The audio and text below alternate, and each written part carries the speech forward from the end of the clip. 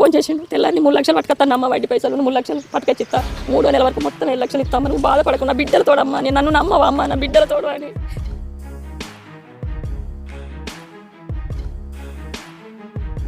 తెల్లారి సాగు వార్త తెలిసింది సార్.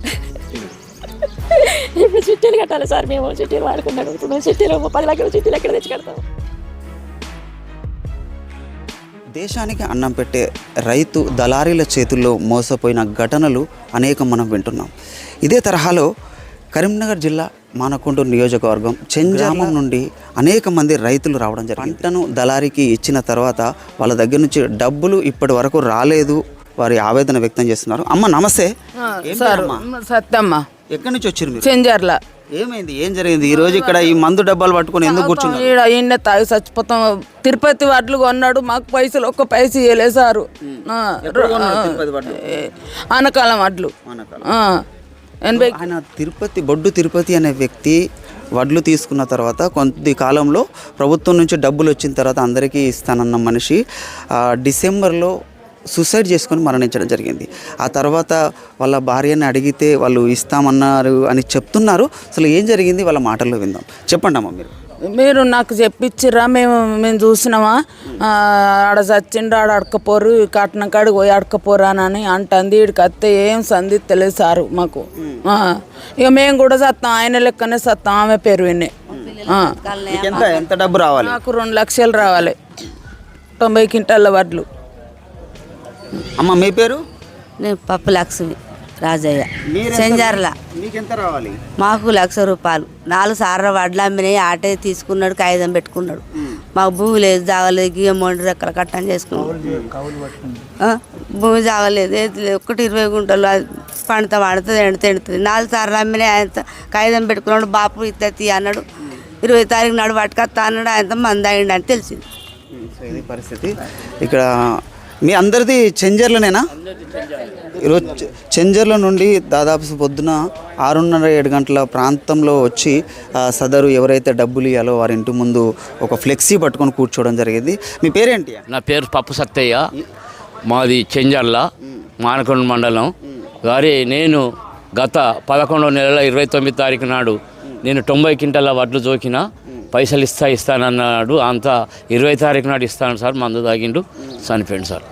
మంచి 20 తారీఖు తర్వాత మీరు వచ్చి అడిగిర్రా? తర్వాత ఇంటికి వచ్చి అడిగితే నువ్వు ఎవరికి చూసి ఇచ్చినావు, ఎవరికి ఇచ్చినావు వడ్లు, ఆ సచిన దగ్గరికి పోయి అడుక్కోపో, ఆన్నే ఉన్నాయంటే అమ్మ మొన్న స్లాబ్ పడ్డది, ఈ స్లాబు 2వ అంతస్తు స్లాబ్ మా వడ్డ విన్న పడ్డది, రైతుల పైసలు. మేము అక్కడికి సంఘం ఆఫీస్ కాడికి పోతే వడ్ల పైసలు ఇచ్చినాం, ఎన్నడో ఇచ్చినాం అని సుల్తానాబాద్లో చెప్పిర్రు. సేమ్ కంపెనీ చెప్పారు సార్, పైసలు ఇచ్చినాం. బొడ్డు తిరుపతి వచ్చి పట్టుకపోయిండు, డబ్బులు కొంటవేండు, వాళ్ళ బిడ్డ అకౌంట్లకు కొట్టిండు అని చెప్పిండు. నా బిడ్డ అకౌంట్లకు 67 లక్షలు, పెద్ద బిడ్డ అకౌంట్లకు 65 లక్షలు కొట్టిండు. ఆమె ఇస్తలేదు. నేను ఇల్లు తాకట్టు పెట్టైనా తెచ్చి మీ డబ్బులు మీకు ఇస్తా, ఏడుకో కొంత ఇస్తా అని చెప్పి జరిగింది సార్. అంతలే మంది అయిసరి. మీకు ఎంత రావాలి? నాకు 2 లక్షలు. మీరు ఏమి ఇచ్చారు? ఏ దాన్ని? వడ్లు ఇచ్చిన వడ్లే. ఇది పరిస్థితి. మీ పేరేంటన్నా? నా పేరు నాగిరెడ్డి సార్. మీరేమి ఇచ్చారు? నేను పత్తి ఇచ్చిన సార్. పత్తి నాకు 3 లక్షలు ఉన్నాడు, లోన్ కడతా బాబా అని చెప్పిండు. అర్థం.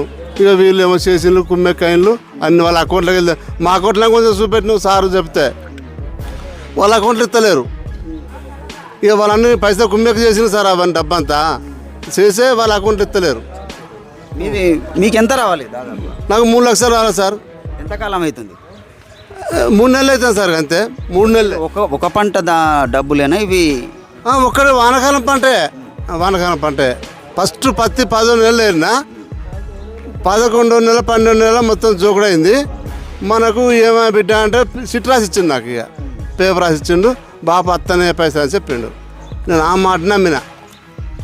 మీ పేరేంటి? మా పేరు భూమయ్య, మా చెంజర్లే.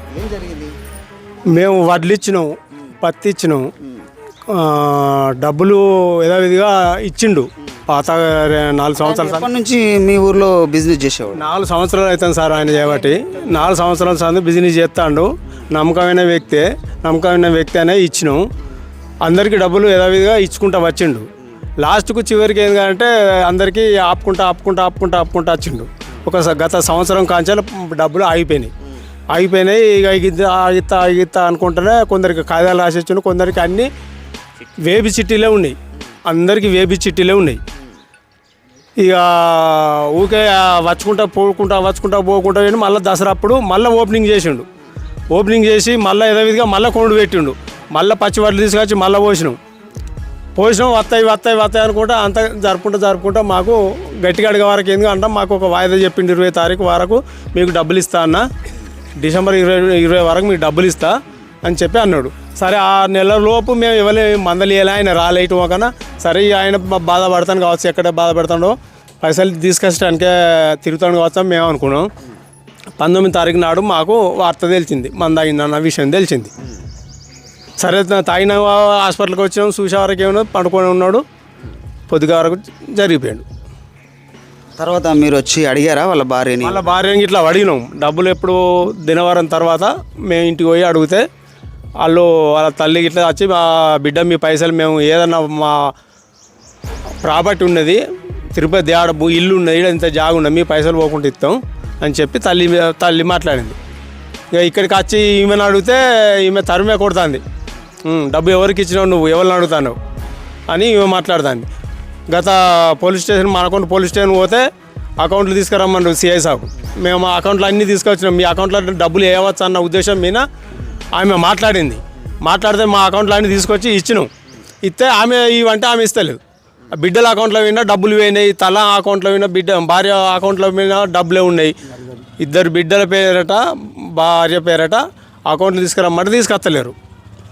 మీకు ఎంత రావాలంటున్నారు? మాకు 6,50,000 రూపాయలు రావాలి. పరిస్థితి ఇక్కడ ఒక అమ్మ నమస్తే, మీరు చెంజర్లోనేనా? చెంజర్లోనే నాన్న. ఎంత మీరు ఏం ధాన్యం ఇచ్చారు ఏంటి, అసలు మీకు ఎంత డబ్బు రావాలి? మాకు కౌలుకి ఇచ్చినాం పొలం, కౌలుకి పైసలు వచ్చిన కొద్దీ ఆ పైసలే బతిలాడి తీసుకున్నాడు. కౌలు పైసలే పొలం ధాన్యం అమ్మిన డబ్బు తీసుకున్నాడా? ధాన్యం అమ్మిన డబ్బు తీసుకున్నాడు, మొత్తం అప్పు రూపకంగా తీసుకున్నాడు. రూపకంగానే తీసుకున్నాడు నాయన. బతిలాడి పక్కనే ఉంటాం, అప్పు రూపకంగానే తీసుకున్నాడు. ఏమన్నా రాసుకున్నారా? రాసుకున్నాం బిడ్డ, కాగితాలు ఉన్నాయి, భార్య సంతకం ఉన్నది, మధ్యవర్తుల సంతకాలు ఉన్నాయి. ఇక ఈమెను అడిగితే కథం నువ్వెవరిని అడిగిచ్చినవే నువ్వు నన్ను అడిగిచ్చినవా అని ఇక దుమ్మెత్తిపోతుంది. ఫస్ట్ ఎవలకి ఇస్తామని అన్నారు, మళ్ళీ ఎవలేం చెప్పిరో ఎవల మాట పట్టుకున్నదో కథం మొత్తము ఇక దగ్గరికి రానిత్తలే. మొన్న ఇంటికి వచ్చినాం, ఇంటికాడ ఎవరు లేరా అని మళ్ళీ ఎన్నొగ్గాడ అవ్వగారి ఇంటికాడ ఉంటుంది, పానం మంచిగా లేదని అన్న వాళ్ళే ఆడికి పోయినాం. ఆడికి పోయి ఆ ఇల్లునే అడిగినాం, ఫలాని ఇల్లే. ఇక ఇక ఇలా చూసుకుంటాను కావచ్చు ఎవరు వస్తాను అన్నది. ఇక కథం ఉరికొచ్చింది మీదికి, కొట్టడానికే ఉరికొచ్చింది. కొట్టడానికి ఉరికొచ్చినా కూడా దండం పెట్టిన, బిడ్డ తప్పది, మా పైసలు మీ అకౌంట్లలో ఉన్నాయి, మీరు ఇయ్యండ్రి, మీ ఇంటికి మేము ఎందుకు వస్తాం, మీరు మాకు తెలియదు, మా పైసలు మీ అకౌంట్లలో ఉన్నాయి, ఈడిపిచ్చిస్తే మేము రామ్ బిడ్డ, దండం పెడతా అది రాయే పోయే ఎట్లా పడితే అట్లా తిట్ట దండం పెడతా, సరితవ్వ బాంచని బిడ్డ దండం పెడతా. 10 లక్షలు బిడ్డ. సంవత్సరం అయితే లేదు బిడ్డ. నుంచి చెంజర్ల రైతుల దగ్గర నుండి ధాన్యం కొనుగోలు చేస్తూ ఆయన వ్యాపారం నిర్వహిస్తుండేవాడు. సో ఈ మధ్య కాలంలో ఆయన రైతుల నుంచి ధాన్యం తీసుకున్న తర్వాత వాళ్ళకు డబ్బులు ఇవ్వక పూర్వమే ఆయన సూసైడ్ చేసుకోవడం జరిగింది. సో ఈ ఘటనపై చెంజర్ల రైతు మరియు సిపిఐ సీనియర్ నాయకుడు శ్రీనివాసరెడ్డి కూడా ఉన్నారు, ఆయనతో మాట్లాడదాం. అన్న నమస్తే. నమస్తే. ఏం జరిగిందన్న? అసలు ఆయన డబ్బులు ఇవ్వాలంటున్నారు, చనిపోయి సూసైడ్ చేసుకున్నారు, అసలు ఏం జరిగింది మీ మాటలు? మాది చెంజర్ల గ్రామం, నా పేరు ముత్యాల శ్రీనివాసరెడ్డి. అయితే నేను ఏదైతున్నదో ధాన్యం కొనుగోలు చేస్తాడు, అది జిన్నింగ్ మిల్ల, సైలాన్ బాబా జిన్నింగ్ మిల్ల ట్రేడింగ్ దీని తీసుకొని గత 4-5 సంవత్సరాల నుంచి కొనుగోలు చేసుకుంటా ప్రతి ధాన్యం కొనుక్కుంటా అమ్ముతూ ఉంటాడు. ఈ మధ్యలో 2024 డిసెంబర్లో పెద్ద మొత్తంలో బాగా సరుకు మంచిగా నమ్మకం బాగా సరుకు ఇవ్వడం జరిగింది. ఆయనే అకౌంట్లలోకి వెళ్ళి వాళ్ళ బిడ్డల అకౌంట్లకు కొట్టినప్పుడు మరి గట్టెందుకు కొడుతున్నావు అంటే ట్యాక్స్ పడుతుంది అన్న, నాకు ఇబ్బంది అవుతుంది రెడ్డి సాబ్, ఇక అకౌంట్లలో పోయినాయి నేను తెచ్చిస్తా అని అన్నాడు. అన్నాక తర్వాత ఏమైందంటే సరే 8 అకౌంట్లకు పోయినాయి, అది 8 అకౌంట్లలో కొట్టిండు. 8 అకౌంట్లలో 2 అకౌంట్ల పెద్ద మొత్తంలో అమౌంట్ ట్రాన్సాక్షన్ అయిందనేది ఇట్లా అయింది, నాకు ఇబ్బంది అయింది రెడ్డి సాబ్, అత్తలేవు పైసలు అని అంటే, ఎందుకు రావాయే పైసలు, మేము వస్తాంపమంటే ఆయన లోపుగుట్టుగా బాధపడుకుంటూ నా బిడ్డ అకౌంట్లోకి పోయింది, అందులోకి వెళ్ళి ఇడిపియడం జరిగింది. ఇక నా కడుపు చింపుకుంటే నా కాళ్ళ మీద పడుతుంది రెడ్డి సాబ్, మీ పైసలు ఇస్తా మీరు ఏమనుకోగారని గదవలు పట్టుకొని కాయిదాలు అలా చేయడం జరిగింది. కొంతమంది కాయిదాలు, నాకు సుధా కాయిదాన్ని రాసిచ్చిండు. కాయిదాన్ని రాసిచ్చినాక తర్వాత ఇక గట్నే కాయిదాన్ని రాసిచ్చాక ఏమంటాం, వస్తాం మళ్ళీ పంట ఇయ్యడమా ఇయ్యకపోవడమా ఏంటి. మరి తిరుపతి అంటే పటేల ఇక్కడనే బతినా, ఇక్కడనే పైసలు సంపాదించుకున్నా, ఇల్లు కట్టుకున్నా, ఇంత భూమి కొనుక్కున్నా, నా వ్యవహారం నేను చేసుకున్నా, కానీ మిమ్మల్ని ఇడిచి నేను పోను, మీ అప్పులు మీ పైసలు తీర్పుతాం, మా బిడ్డలకు అటే పెళ్లి సెట్ చేసిన కొన్ని ఇబ్బందులు అవుతున్నాయి, ఇక మీరు దయచేసి పడేలా అంటే సరే తీ ఆడపిల్లలు కదా నడవని ఏ వారం ఏంది అని ఊకున్నాం. మరి ఈ సంవత్సరం పంట ఇచ్చుడు అయ్యకపోవడాన్ని రైతులందరినీ విచారించగా ఆయన ఇక రైతుల విషయం అందరినీ విచారించి ఎటుపోయి అని మనం సుధా చెప్పడం జరిగింది. ఎటుపోవు మీ డబ్బులు ఎటుపోతాయి, ఆస్తులు అవి ఉన్నాయి కదా, ఎటుపోవు మంచి వ్యక్తి కదా అనే పద్ధతిలో ఒక మాట మాట్లాడితే వీళ్ళ అకౌంట్లో పడ్డాయని మాకు తెలియదు డబ్బులు. వీళ్ళ అకౌంట్లో పడ్డాక ఇక సరే ఎటుపోతాయి డబ్బులు ఎటుపోతాయి అనే ఉద్దేశంగా సపరేట్గా ఊకున్నాక ఇప్పుడు మొన్న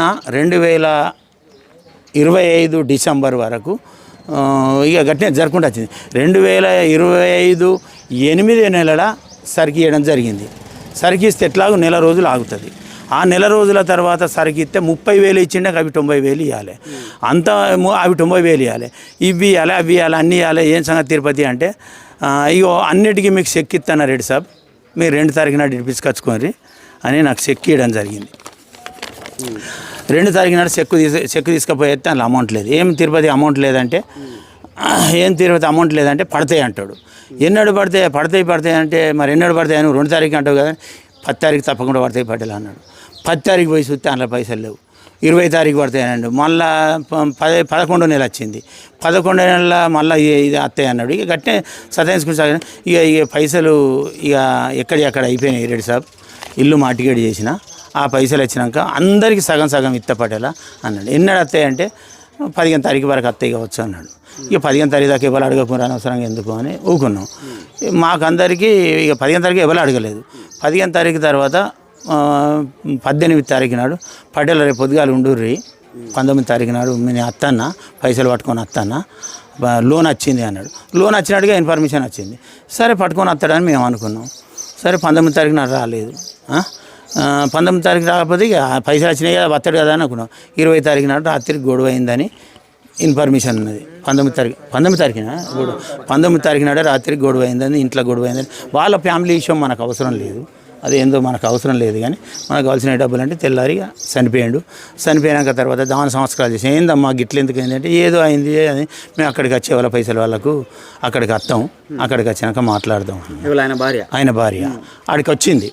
ఎవరికి ఏమి అన్నో సిటీలు ఇరన్నది, ఉన్నవి తీసుకుపోమ్మా, మీకు ఎక్కడైనా పైసలు వచ్చేది ఉంటే చూద్దాం మేము అందరం వస్తాం, చెప్పుండమ్మా మీ దగ్గర అకౌంట్స్ ఉంటాయి, బుక్కులు ఉంటాయి, అన్నీ ఉంటాయమ్మా, ఎవి లేకేమి ఉండయి అని అంటే అవి చూసి అన్ని ఇస్తాం అని అన్నది.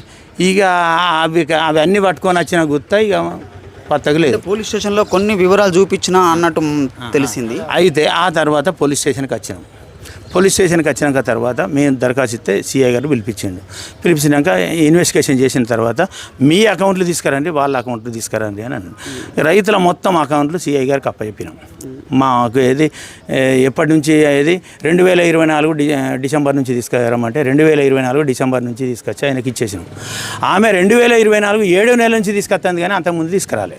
ఎందుకమ్మా అట్లా తీసుకొస్తలేవు ఎందుకు, ఆ మధ్యలోనే ట్రాన్సాక్షన్ జరిగిందమ్మా అని మేమంటే లేదు అత్తలేవు చేత్తలేవు అదేంది ఇదేందని ఆమె అదే అన్నాడు. మళ్ళీ తీసుకురమ్మని చెప్పిండు. ఆ లోపల సిఐ గారు ట్రాన్స్ఫర్ అయినాక ఇక ఎట్లా ఏంది అనేది మళ్ళీ వీడికి వచ్చి అడిగితే నిన్న లొల్లి పెడుతుంది ఆమె. మొన్న వచ్చి అడిగితే ఆమె ఇష్టం వచ్చినట్టు తిడుతుంది. శ్రీనివాసరెడ్డి గాడు అని ఆడు వీడు అని ఇష్టం వచ్చినట్టు తిడుతాను. మా డబ్బులు పోయి మేము ఎడుతున్నాం, మా డబ్బులు వచ్చి ఇంటి చుట్టూ సీసీ కెమెరాలు పెట్టుకొని ఆస్తులు కొనుక్కొని వాళ్ళు ఆడుతున్నారు. మేమేం చేయలేం. ఏమన్నా అంటే నేనే పైజాన్ తీసుకుంటా అంటుంది. నేనే పైజాన్ తీసుకుంటా అంటే వాళ్ళే పైజాన్ తీసుకొని వస్తామని వాళ్ళు అంటారు. ఇదంతా ఇది సత్య పరిష్కారం కాదు కదా. మా డబ్బులు ఉన్నాయి. వెళ్ళి సిఐని కలవలేదన్నా, మళ్ళీ వెళ్ళి సిఐని కలవలేదు. మాకు ఇక్కడ ఏం లేదు, ఆమెకి ఇక్కడ ఏం ఆస్తి లేదు, మీరు పోయి కరీంనగర్లో పిటిషన్ వేసుకొని అంటే కరీంనగర్ పోతే మన కొండలు ఇచ్చుకోమని వీళ్ళు అంటారు. మేము ఎక్కడికి పోవాలి? దాదాపుగా ఎంతమంది రైతులు ఎంత అమౌంట్? ఇప్పుడు రైతులకు 86 మంది రైతులు 86 మంది రైతులకు డబ్బులు ఇవ్వాలి. 20,000 ఉన్నారు, 30,000 ఉన్నారు, 50,000 ఉన్నారు, 1,00,000 ఉన్నారు. ఇప్పుడు పెద్ద మొత్తంలో 3 పసాల నుంచి పైసలు ఆగినాయి ఒక 20 మంది రైతులకు. 20 మంది రైతులకు దరఖాస్తు ఇచ్చినాం. ఆ దరఖాస్తు ప్రకారం సిఐ గారు ఎంక్వైరీ చేసిండు.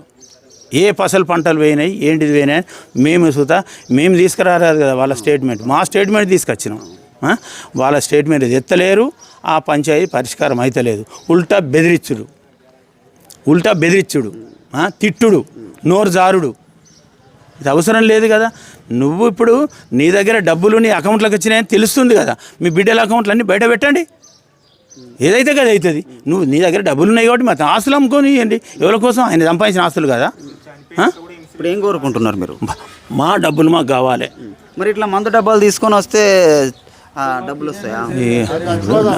వాళ్ళ రైతులు ఎవరి ఆపత్తి వాళ్ళు. మేమేం చేయలేం కదా దానికి. నా ఆపత్తి నేను, వాళ్ళ ఆపత్తి. ఇప్పుడు వాళ్ళకు ఇంటికి పోతే పెట్టుబడికి తీసుకొచ్చిన అక్కడ మందు బత్తలు వస్తాడు వచ్చి వాళ్ళు చదివిస్తారు. పంట వేసుకోలేని పరిస్థితి ఉంది కదా. వాళ్ళ బాధ వాళ్ళది. మా కౌలుకు చేసిన ఒక్క విషయం, మా కౌలుకు చేసినోడు విషయం డబ్బా నాకు పెట్టుబడి లేదని విషయం డబ్బా తాగుతాను వస్తే 8 ఎకరాల భూమి పండించి వని పోతే విషయం డబ్బా పట్టుకొని వస్తే రెడ్డి సాపని దండం పెడితే ఆ డబ్బులు ఇచ్చిన ఆ డబ్బాలో కాగితమే లేదు. ఎట్లా మరి అది లేనే లేదు. ఏం చేస్తాం? నోటి మాట మీద అవి రానట్టే కదా. దానికి ఏం అడుగుతాం? ఉన్న వాటికి ఎవరు స్పందిస్తలేరు. కాగితాలు నాటికే పంచలేదు. వాటికేం పండిస్తాడు. ఇజ్జత్ పోవద్దు. 10,20,000 రైతులతో ఇజ్జత్ పోవద్దు. దందా ఖరాబ్ అవుతుందని మోటివేట్ చేసినాం. ఇప్పుడు శ్రీనివాసరెడ్డి గారు అది ఇది అంటే చూసుకుందాం. ఏది నీ దగ్గర ఏమున్నాయో, నువ్వు ఏది రైతుల పైసలు ఎక్కడ తీసుకున్నావో, ఎక్కడున్నాయి అకౌంట్లు ఇస్తే బయట శ్రీనివాసరెడ్డి అకౌంట్లోకి వస్తే శ్రీనివాసరెడ్డి బదనం అవుతాడు. నీ అకౌంట్లోకి వస్తే నువ్వు బదనం అవుతావు. అదేది ఉన్నా కూర్చొని చెడు చేసుకోవాల్సిన అవసరం ఉంది. నువ్వు అకౌంట్లు తీసుకొస్తే నీ దగ్గర డబ్బు లేకపోతే రూపాయి ఇచ్చే కాడ ఆటాన్ని ఆస్తులు ఉన్నాయి. అమ్మి ఆయన సంపాదించిన ఆస్తులే కదా. ఈ పైసలను ఎడబెట్టిండు. మరి బిడ్డల ధాన్యం డబ్బులు అయితే వచ్చి ఉంటాయి కదా. అవునండి. నువ్వు బిడ్డల పెళ్లిలు ఎట్లా సెట్ చేసినావా? నువ్వు బిడ్డల పెళ్లిలు సెట్ చేసిన రెడ్డి సాప్ అని చెప్పిండు. డబ్బులు పోయినాయి రాయని సెట్ చేసినావని చెప్పిండు మాతోని. పెళ్ళిళ్ళకు ఉపయోగిస్తే ఆస్తులమ్మే అవి అటుపోతే వీటి ఇవ్వచ్చు కదా. నేను అబద్ధం ఆడితే స్టేట్మెంట్ తెలుస్తుంది కదా. అవు అకౌంట్లకి అయితే వెళ్తుంది కదా. నేను అబద్ధం ఆడితేనైతే అది ఆగదు కదా. తీసుకొస్తే సమస్య నలుగురు ముంచే కూర్చొని 2 బుద్ధిమంతులు కూర్చొని రూపాయి ఇచ్చే కాడ రైతులను సర్టిఫికేట్ చేసి కర్మ కాలింది నిజాయితీగా రావాల్సిన ఏదో ఒకటి సెట్ చేయి. ఓకే. సో ఇది పరిస్థితి. చెంజర్ల గ్రామం నుంచి ఈరోజు రైతులు, మహిళలు మరియు పురుషులు అందరూ కూడా వచ్చి చెంజర్ల గ్రామం నుంచి ఒక ఫ్లెక్సీని ఎవరైతే దళారీ బొడ్డు తిరుపతి ఇంటి ముందు ఒక ఫ్లెక్సీని కట్టుకొని వాళ్ళ ఆవేదన వ్యక్తం చేస్తున్నారు. సో ఈ నేపథ్యంలో ప్రభుత్వం వీరికి రావాల్సిన మొత్తాన్ని వారి అకౌంట్లు ఏవైతే ప్రభుత్వం నుంచి ధాన్యం డబ్బులు ఏదైతే అకౌంట్లో క్రెడిట్ అయినాయో సో ఆ అకౌంట్ని పరిశీలించి ఈ రైతులకు రావాల్సిన మొత్తాన్ని వారికి ఇప్పించే దిశగా ప్రభుత్వం అడుగులు వేయాలి. సంబంధిత అధికారులకు ఆ దిశగా వీళ్ళ సమస్యను సాల్వ్ చేయాలని చెప్పి టుడే తెలంగాణ కోరుకుంటుంది. చూస్తూనే ఉండండి. మరో కథనంతో మళ్ళీ కలుద్దాం. సబ్స్క్రైబ్.